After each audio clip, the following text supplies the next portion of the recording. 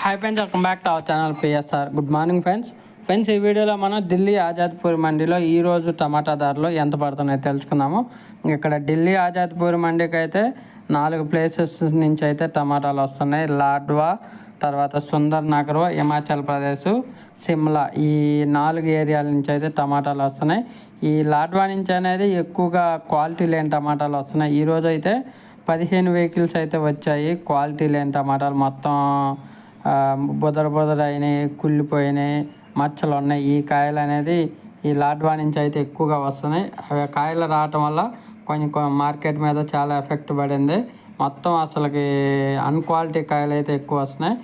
ఈరోజు ధర చూసుకుంటే 100 రూపాయల నుంచి 600 రూపాయల దాకా జరిగింది మార్కెట్ ధర.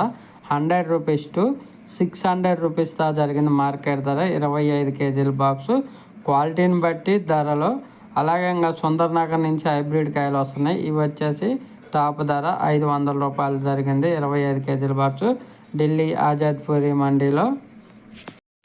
ఈ లాడ్వా నుంచి వచ్చే కాయలు అనేది ఇంకొక 1 వీక్లో వీళ్ళు అక్కడ మొత్తం కంప్లీట్ అయిపోద్దని మండీ యాజమాన్యం అయితే చెబుతున్నది.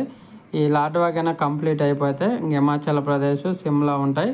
రేట్లు కొంచెం స్టడీగా ఉండే అవకాశం ఉందని ఢిల్లీ మండీ యాజమాన్యం చెబుతున్నారు.